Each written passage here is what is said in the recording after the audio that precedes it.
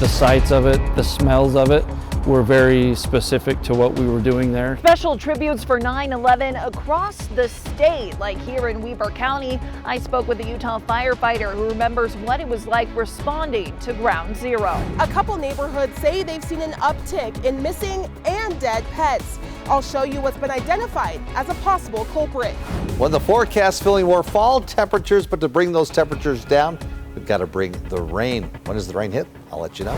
A woman trying to help her neighbor, now fighting for her own life. Obviously, the bystander was trying to do the right thing. A domestic violence situation that spun out of control in Murray. Counterculture in the mainstream. It's a very noble art form. How mural art has grown and become celebrated in the Salt Lake Valley. Live from Utah's news leader, Fox 13 News at 9 starts right now. Good evening, everyone. 22 years ago today, America changed forever. Nearly 3,000 people were killed during the terror attacks on the World Trade Center towers, the Pentagon, and in Shanksville, Pennsylvania. Flags were flying at half-staff today in Utah as well as across the country in honor of the victims of this national tragedy. Thank you for joining us tonight. I'm Kelly Chapman. And I'm Bob Evans. Americans around the world vow to never forget the terror that hit home and the way it remains with us to this day. Fox 13 News reporter Emily Tenser spoke with heroes here in Utah who stepped up after the attack. She joins us live tonight from Weber County. Emily. Bob, Kelly, I'm here at the Weber County Fairgrounds where this weekend there was a free interactive and immersive 9/11 museum experience. Now I'm in just one of the buildings that was part of that tribute, and actually right now the closing ceremony is taking place. This was put on by the Major Brent Taylor Foundation. Major Taylor lost his life in Afghanistan 5 years ago, but it was the attack on the World Trade Center that inspired him to join the military. Now, I spoke with another man who also enlisted after the attack, as well as a Utah firefighter who was part of the search for survivors at Ground Zero. As we mourn the loss of thousands of our citizens. The first time we could see exactly the pile or Ground Zero, you could have dropped a pin in the bus. Everybody just, I think, really understood the magnitude of what had happened and what we were doing there, and it was pretty stoic moment. It's been 22 years since Utah firefighter Wade Russell got the call that his help was needed in New York City. Russell was one of the 62 people that made up Utah Task Force 1, a group of firefighters responding to the tragedy of 9/11. Just the sights of it, the smells of it were very specific to what we were doing there. Russell is the operations chief with the Unified Fire Authority now. He'll never forget the 17 days that he spent there with those responders, including his dad. We would just search, looking for people that could have had the potential to survive, and looking for anything we could find. I just can't explain that day. It was horrible. I just had such a gut-wrenching feeling. Josh Hansen remembers seeing it on the news and deciding he'd join the Army at age 30. The one that I went into the military at that time that changed my life forever. He then served 2 terms in Iraq before he was injured. Now he's the founder of Continue Mission, an organization that supports veterans and their families. But if I ever had to do it again, I would, because I was that affected and I felt our country needed me at that time. I can hear you. The rest of the world hears you. Both Hansen and Russell will never forget how that day personally changed them and how often they think back to that moment. In the middle of the fire engine, there was a pair of boots from a firefighter that obviously had responded. So those boots, he had taken those boots off and then put his turnout boots on. So it was just really a sobering moment to see that person had put his boots there and taken the call and responded, and obviously never come back for those boots. Again, this is the closing ceremony right now for the Weber Remembers event. It just is wrapping up at 9 o'clock tonight, but there are still people here paying tribute to what happened for 9/11. Now, this was the event's 3rd year. It first started in 2021 in tribute to the 20-year mark. Reporting live in Weber County, Emily Tenser, Fox 13 News, Utah. Emily, thank you. We will never forget. A Centerville police canine was hit and killed by a car after getting away from her home. Centerville police say canine Sophie got loose last evening. This morning she was spotted running on I-15 near Parish Lane. Soon after that, officers found her body. Police have not found the driver who hit her, but they do not believe that person is at fault. Canine Sophie was a bloodhound and had served Centerville police for nearly 4 years. She worked as a tracker, finding suspects and missing people. One case, there was an autistic girl who was missing in very inclement weather. Hours had gone by, it was dark, and Sophie was able to, from the scent off the pillow, trail her down and find her hiding in some bushes trying to stay warm. And we don't know what would have happened to her if Sophie hadn't have found her. Centerville police hosted a public viewing and a private service today. Details of a public graveside service have yet to be announced. Kelly? Salt Lake police have arrested at least one man in the robbing of a woman at a gas station in the Rose Park neighborhood. Court documents indicate this happened late Saturday night outside the Common Sense store near 700 North Redwood Road. The documents state the woman was attacked by 3 men who stole alcohol from her that she had just purchased. The victim told investigators one of the men tried to strangle her and that they also ran over her left leg while driving away, leaving a large bruise. That makes me feel scared for my children, thinking about them coming around the neighborhood and buying stuff, and it's just atrocious that people these days don't care about others. Yesterday, the victim spotted the suspect's car. Police took 20-year-old Abraham Martinez Marin into custody. He admitted to police that he was involved in the robbery. If you have any information that could help investigators catch the other 2 suspects, call Salt Lake Police. Several pets have been killed and others are missing after some Sandy and Draper residents reported increased coyote sightings and animal attacks. Fox 13 News reporter Darian DeBrule shows us why some residents are concerned for the safety of their pets and their neighbors. I haven't seen it to this extreme. We've seen more sightings, we've seen more animal attacks, we've seen more animal mutilations, unfortunately. Tina DeMeo knows her home nestled between Dimpledale Regional Park and many mountain trailheads is a prime example of Sandy's slogan, where urban meets mountain. We have a lot of open space all throughout Sandy, and we have trails on the east and the west, north and south of us. That's not unusual for us to have large creatures, deer, I mean, all sorts of animals that will come by us. But it is unusual for DeMeo to hear of multiple missing pets nearby, including one of her own. When somebody was visiting our house, well, we were out of town, the cat escaped, and we haven't seen the cat since, let alone missing animals around in the neighborhoods close to us. And see coyotes as frequently as she has the past couple weeks. I've seen a lot of packs at night, but this week we've had a pack on my back deck of 8 large coyotes. Sergeant Greg Moffitt with the Sandy City Police says seeing wildlife is common near areas like Dimpledale, but the coyote attacks on pets that have happened recently have been slightly out of the ordinary. If I recall, it seems like we had a little bit of an uptick recently. We usually see a couple a year. We don't usually see a couple in 1 week. Sandy isn't the only city that's been having problems with coyotes. Some Draper residents have also reported coyote sightings and attacks. The Draper Police Department made this post on Facebook just last week saying coyotes have been spotted in various parts of the city and encouraging residents to supervise pets, especially during dusk and dawn. There are also additional things residents can do to help keep their pets safe. You have animals that are, 1, that are smaller animals, or 2, that you keep outside, especially at night. Maybe look at some other means of bringing them inside. Leaving your pet's food out on the deck or the back patio, all that does is draw in other animals. Including calling animal services when needed. I'm just wanting people to keep their animals inside and be much more aware of these predatory animals that are around us. And we can learn how to work well and cohabitate with these animals without losing our own. In Sandy, Darian DeBrule, Fox 13 News, Utah. For more information about wildlife you could come in contact with, including coyotes, go to wildawareutah.org.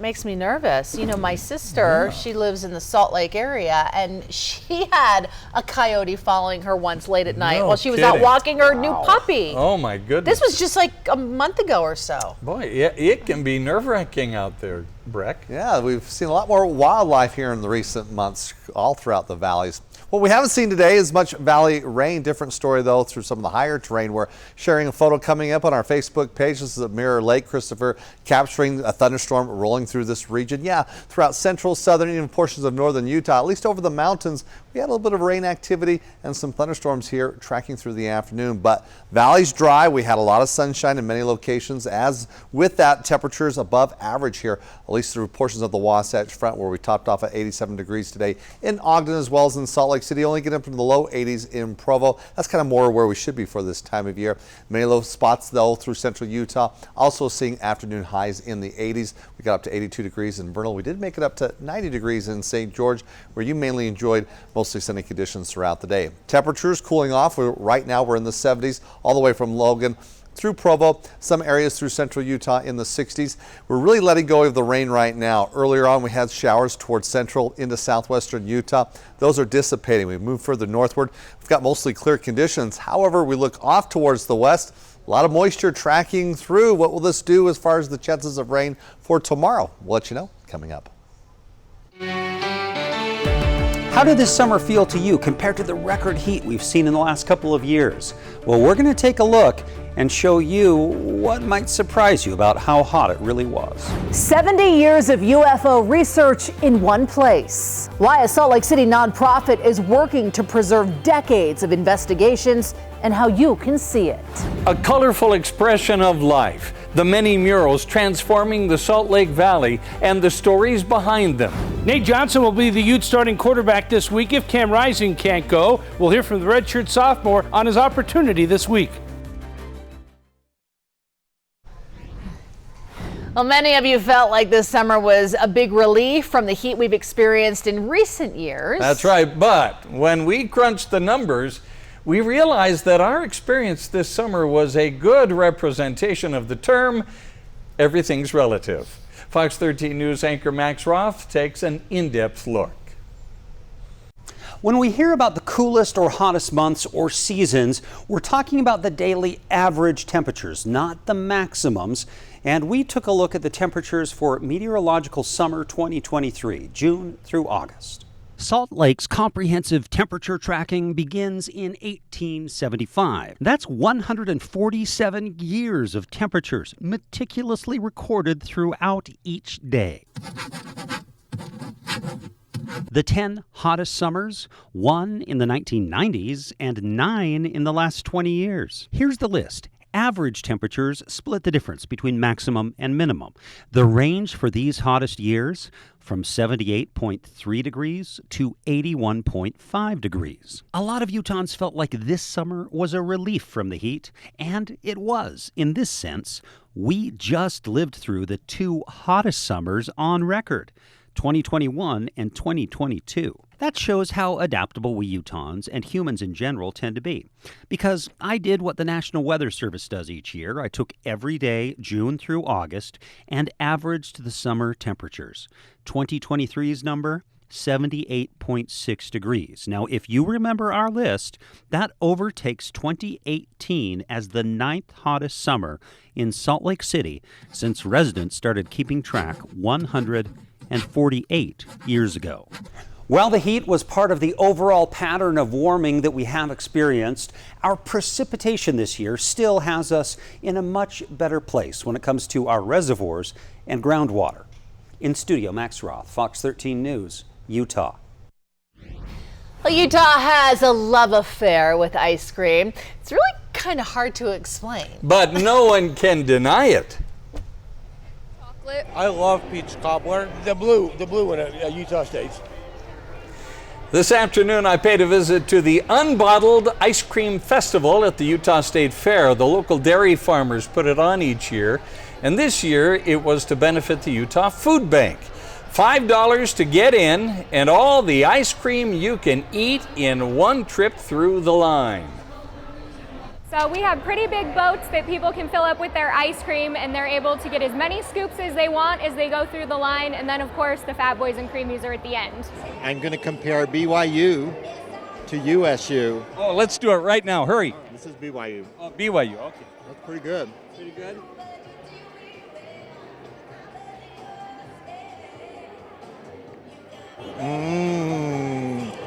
USU wins. Yeah, but there was also a creamy eating contest, dairy trivia, a social media giveaway, and live entertainment. The Unbottled Ice Cream Festival at the State Fair. Sounds like a dream. That was a tough assignment, wasn't it, Bob? Really tough. It was really, really tough. But somebody had to do it, Brad. Oh, we appreciate your hard effort there. I'll take one for the team. Thank you so much. Well, as we look outside with afternoon highs above average, still kind of feeling more summer-like, maybe some ice cream. Definitely refreshing here throughout the afternoon. Where the official high in Salt Lake City, 87 degrees on average. We should be in the low 80s. Record for today, 97 degrees. So yeah, we can have some toasty temps, but we are going to see a little bit of a cooling trend as we're going to bring in a series of storms here rolling through the region here starting tomorrow. Right now, though, here along the Wasatch Front, it's a clear night. Temperatures cooling off as we were in the 80s, now in the 70s from Salt Lake City through Ogden, currently 72 degrees in Provo.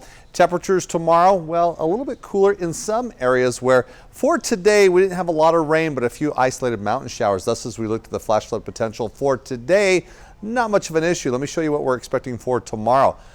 Bigger issue, heightened concern level, particularly as we look towards south central, southeastern Utah. So Arches, Canyonlands, higher concern there. Probability there in orange, Capitol Reef, also Natural Bridges and San Rafael Swell. So that'll be a focus here as we're seeing a surge of moisture mainly tracking through, having some impact here across central and southern Utah. Right now here throughout the northeastern Utah, it's clear. We've got some clouds in place, indications of that upper level moisture, but as we are seeing more of that high pressure in place, the flow is going to turn westerly, bring in that moisture that we're seeing in Nevada. Then as we head into Wednesday, as a cool front pushes its way through, this will bring a better chance of seeing some rain showers come for northern Utah. So tomorrow, the focus mainly central and southern Utah, and then on Wednesday, northern Utah getting into the mix. Let's confirm that. Looking at our computer models, we see increased cloud cover here across central and southern Utah. Now for tomorrow afternoon, where do we see the showers? Maybe potentially mountains here across northern Utah. Valleys, though, through central Utah, seeing that impact. So from Fillmore down through Cedar City, over towards Richfield, Salina, Castle Country, south central Utah, and portions of southeastern Utah, we'll see those showers and thunderstorms lingering on even into the overnight hours there. As we line things up, though, getting ready for that front to move in on Wednesday, again, we see a better chance of those scattered showers having an impact here, even across northern Utah. It's only a 34 to a 40% chance, but we'll see that possibility. And this will be dropping temperatures for a couple of days by the middle of the week. Now for tonight, we're really clearing things out. We'll hold on to some clouds through central Utah. Tomorrow's highs, a little bit cooler. Mid 80s here along the Wasatch Front to low 80s in Provo. You're seeing those mountain showers here across northern Utah, valleys and mountains with some scattered rain showers and thunderstorms through central and southern Utah. Highs once again as we look in St. George with about a 20% possibility of an isolated shower. You'll be at 90, then 80s for a couple of days. Back into the 90s, we're clearing out, drying out, and seeing the sunshine throughout the weekend. So making those weekend plans, both across southern and northern Utah, you should be good to go. But for northern Utah, we'll contend with the showers Wednesday and Thursday. We'll see those temperatures in the 70s, returning to the 80s as we'll clear out quite nicely for the weekend. Greg, thanks so much. Coming up, is the truth out there? Could it be? One group in Utah has been looking to the skies for answers. What they're now revealing about UFOs. Next. Plus, many Salt Lake City buildings are adorned with murals. Hear from the artists and what goes into deciding what and where to paint.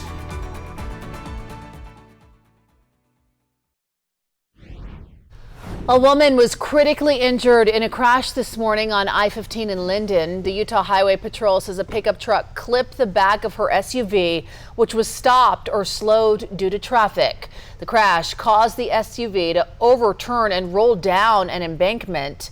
The 21-year-old driver was thrown from the car and taken to the hospital with critical injuries. The 3 people in the truck were not hurt. Traffic was backed up for the entire morning. Today, Navy sailors joined Habitat for Humanity to build houses in Kearns. It's part of Navy Week. Dozens of sailors are in the Salt Lake area to promote the Navy, participate in community events, and give back. This morning, the sailors ran 110 flights of stairs at Rice-Eccles Stadium to commemorate the anniversary of 9/11.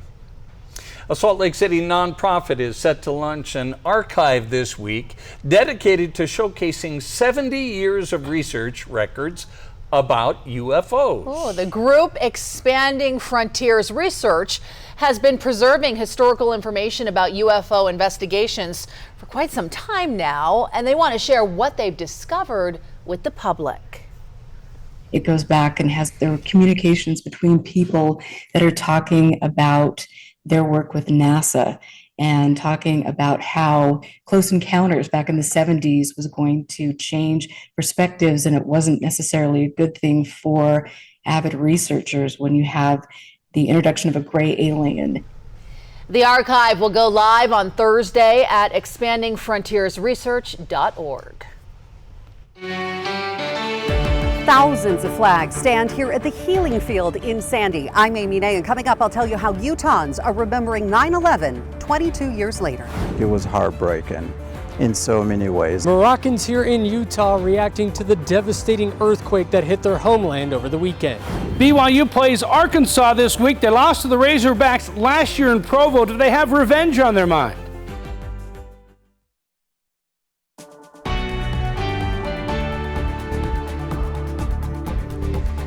On this anniversary of the terror attacks of 9/11, a tribute to those lives lost 22 years ago continues in Sandy. Fox 13 News anchor Amy Nay visited the Healing Field and spoke to people about the moving display and why it means so much. Very moving. An emotional walk for many through the thousands of flags that fly here at the Healing Field in Sandy in honor of the lives lost in the terror attacks of 9/11 22 years ago. Beautiful, and just enjoyed reading all the cards, the tributes to all the sweet souls that we lost. It's beautiful. Debbie from Murray comes every year, bringing her friend from Denver for this visit. It might not look much from the outside. You get walking in there and there's so many flags and so many names. And it's everywhere from a delivery man to the president of a company that has died because of this tragedy. It's kind of a lot more, I guess, sharing it with my son now, and just like it's part of history, but just a lot of emotions, I guess. I know, it's hard. Seems weird since I was like 13 when it happened, but I guess now as an adult and understanding it. Stephanie from Sandy was here trying to explain the significance of that day to her 4-year-old son, remembering how unified the country was in the days and weeks that followed. We should remember and hopefully teach our kids and our young children the significance of this day and what it means. Rob Thomas from Ogden is a firefighter with Unified and says for him, this is very personal. It's a very special day for me. I like to remember the 343, our brothers in fire that paid the ultimate price.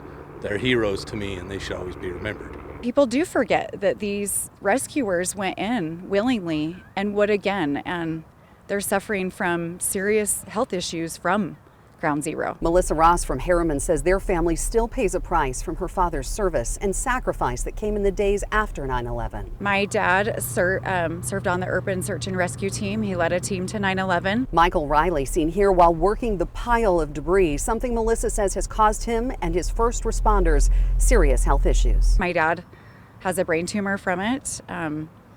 He buried someone really near and dear to his heart that went with him. And served on the Urban Search and Rescue Team. And these men would do it again. They are modern day heroes. And there were so many heroes that emerged that day.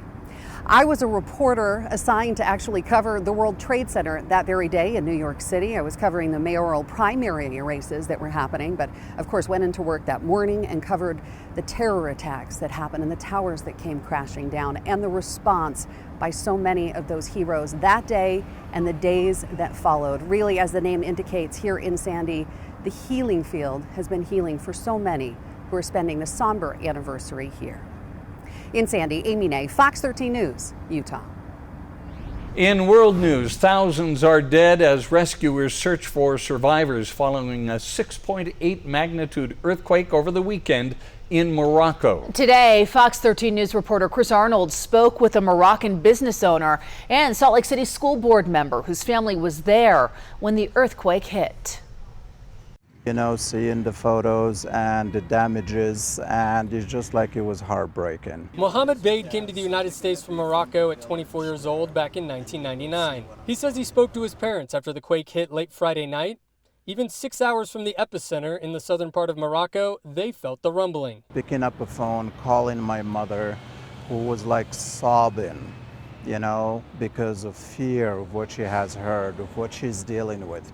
My father, who is, you know, a tough man, but for him to tell me that he was very, very scared as well. He says he also spoke with his aunt, who lives near Ouarzazate, about 120 miles from the epicenter. Which is like one of the hard hit areas. And that Ouarzazate area, she is explaining to me, like her house and her neighbors' houses are like all cracked inside and outside.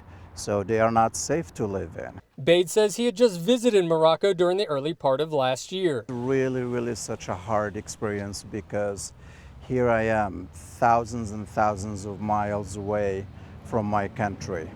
And I cannot just go and make sure I'm there to help. The 6.8 magnitude earthquake leaving thousands dead and decimating villages across the country. There are families who lost their stocks. There are families who lost, like, you know, water resources because the well is buried because of the earthquake. Baid worries the impact the quake will have, especially as temperatures begin to drop. Homes are the only places where they're able to, like, be safe, but there is not in here. They can't. They do not have places now. Well, as a Moroccan living here in Utah, Baid tells me that he wishes he could be back home to physically hug his parents and his family and let them know that everything will be okay. However, he says the small Moroccan pop-up restaurant he owns called Zahara will be set up at the 9th and 9th Street Festival at Liberty Park this weekend in hopes of helping those impacted by the earthquake.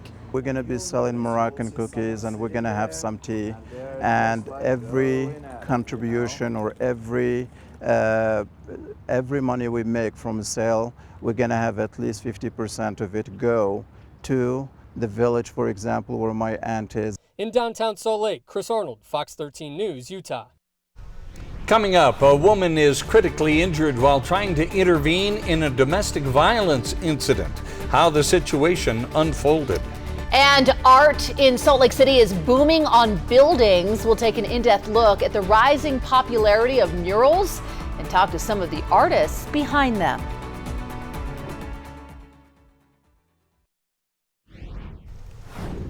Murray police say a woman was run over while trying to help another woman in an argument Saturday night. Yeah, police say the first woman is still in the hospital tonight with life-threatening injuries. Fox 13 News reporter Jenna Bree has the story.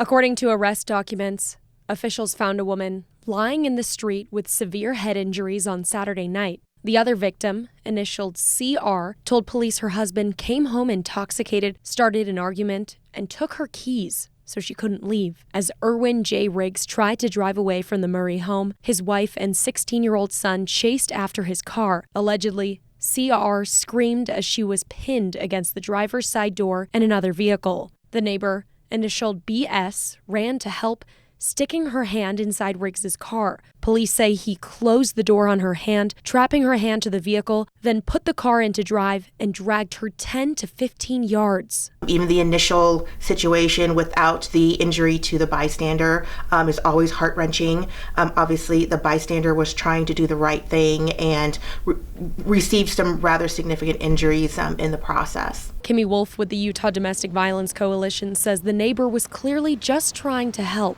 Bystander intervention does not always mean direct contact with either party. And in fact, I would stress that it not have any direct contact. She says if you witness domestic violence, call 911 and witness from a safe distance if you can. That bystander, they may think, oh, should I leap into action or should I call? They may be the first person to make that call. Riggs was arrested on multiple charges of aggravated assault, intoxication, and criminal mischief. In Murray, Jenna Bree, Fox 13 News, Utah. As we head our break, I want to share a photo coming up on our Facebook page. Catherine's Pass, just off of Albion Basin. Today we saw the blue sky. Well, tomorrow we might see some rain, but does it clear out nicely as we prepare for the weekend? I'll let you know after the break. There's a change at the backup quarterback position at Utah, and the Cougars ready for another shot at Arkansas. And a huge story on Monday Night Football in Aaron Rodgers' debut for the Jets. It did not end the way you thought it would. That's coming up in sports.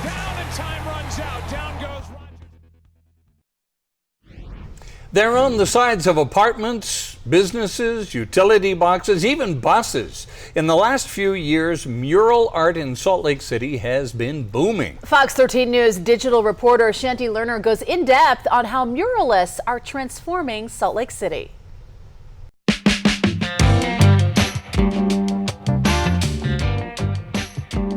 This is actually my niece. She's a Pacific Island girl, so the mural is titled Where We Belong.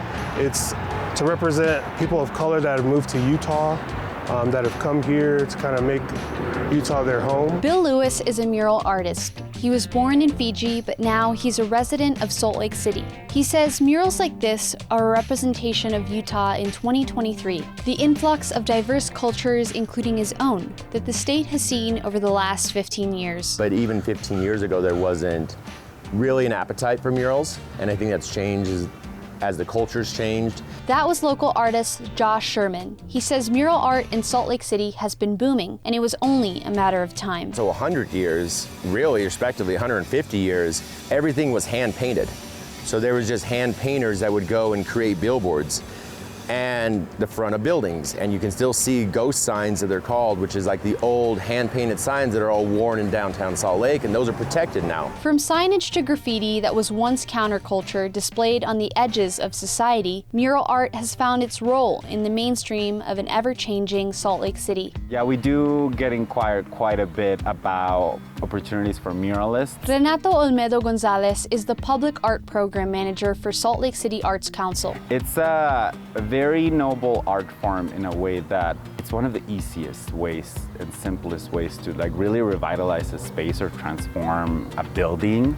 I think murals are a way in which community can see themselves reflected in really important ways. I know a lot of those people, and I'm friends with a couple of their kids. So how do you create a mural in Salt Lake City? So a mural is most often one of the easiest artworks to do because it doesn't require permitting. But creating a mural isn't as easy as finding a blank canvas to practice and paint on. Olmedo Gonzalez says the city isn't allowed to commission a mural on its own unless it's part of a new structure or development. Fortunately, here in the city, for us, it's kind of difficult to do murals just because of how our funding works. The public art program doesn't have a mural program or a mural initiative. So a lot of the times it's up to the private developer to just follow local laws and ordinances. He recommends artists interested in creating murals to keep practicing and keep a lookout for calls for artists, which usually comes from private business owners. Festivals like Mural Fest in South Salt Lake and Midvale City Mural Festival have brought artists from around the country and the world to transform Utah cities into a real-life canvas.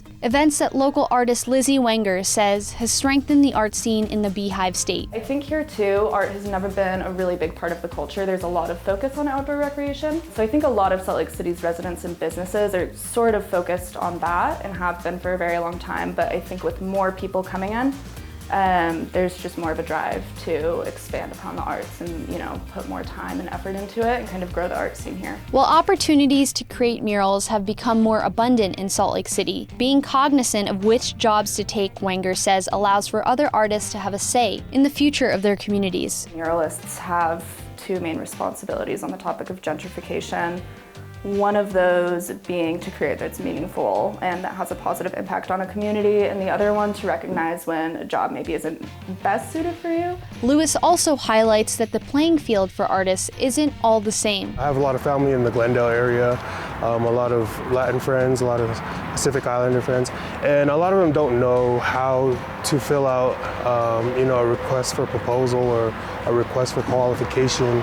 And so it's harder for them to get these projects. And so I hope that in the future, like the language of the art can be a little bit easier for some of these emerging artists. As Salt Lake City continues to grow, murals prove not only to be a source of beautification, but a sign of growth, and for many artists, a source of pride. So this is the first mural ever painted outside of Valley Fair Mall, and I was the one that painted it.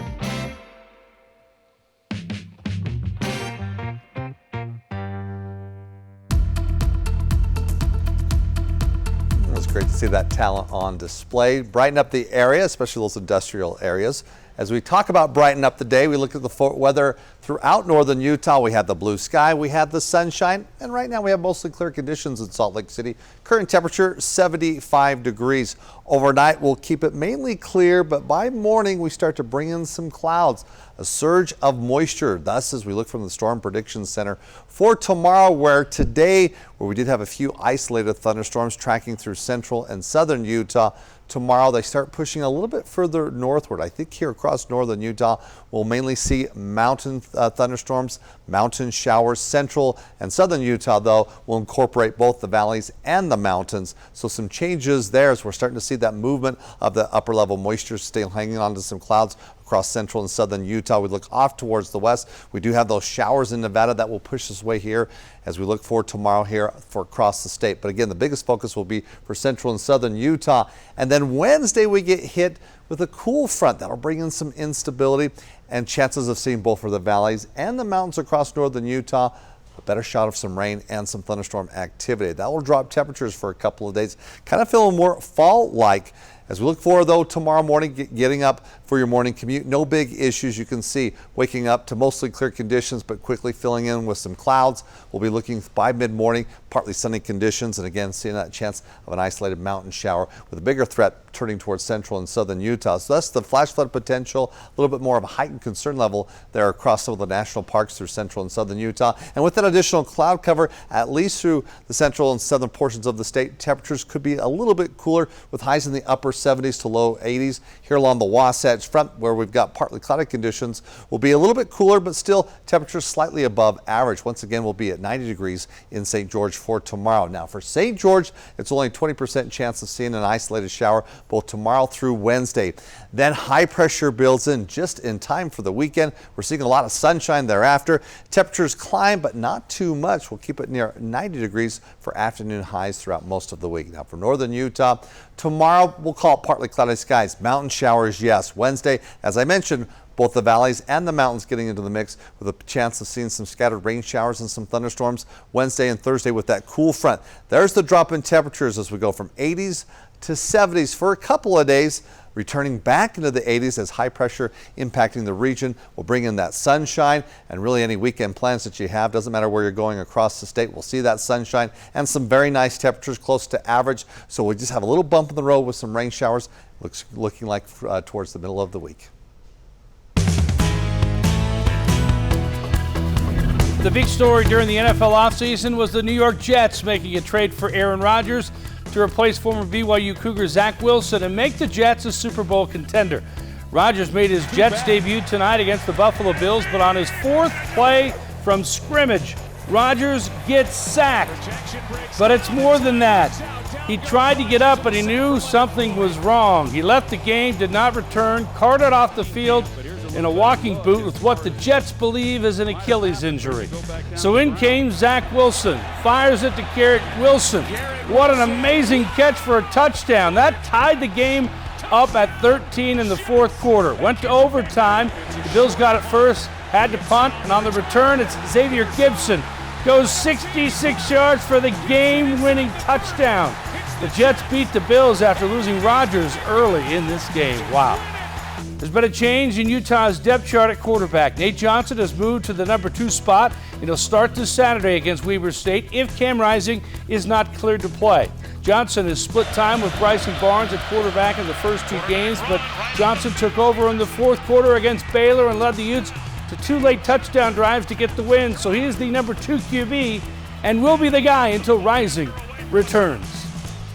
It's a blessing, just being here, working every day, been here 2 years, just working every day to just have the opportunity. You never know when your numbers again is going to get called. And Coach Witt and Coach Ludd, and they called my number, and it was a true blessing. I'd say based on the whole body of work that we've seen, Nate deserves the chance to be and he'll be the starter if Cam's not available. That's after a lot of evaluation and giving everybody the opportunity that we determine deserves that opportunity to show what they can do. Nate was very poised on that last drive. I mean, he made some outstanding decisions, outstanding plays. Well, after beating Sam Houston 14-0 in Game 1, BYU's offense looked much better in a 41-16 win over Southern Utah in Week 2, but the competition takes a step up this week when they travel to play at Arkansas on Saturday. The Razorbacks beat the Cougars 51-35 last year in Provo. We're right where we wanted to be at this point. Obviously, there's some things that we can definitely improve on. Looking forward to improving from Week 2 to Week 3. Thought we made some improvement from Week 1 to Week 2. Doesn't get any easier. We have a great team in Arkansas, a well-coached team. I'm really excited about the matchup. We played against them last year, and they put up a lot of points on us, and they got the victory. So we're looking for the rematch. Back to the the Jets. Aaron Rodgers, their coach says doesn't look good.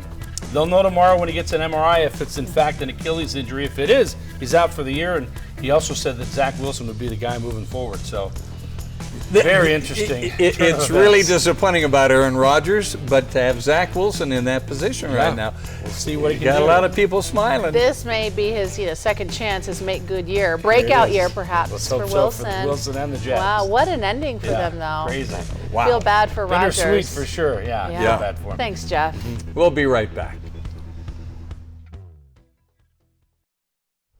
Thanks for watching Fox 13 News at 9. QuickCast is up next.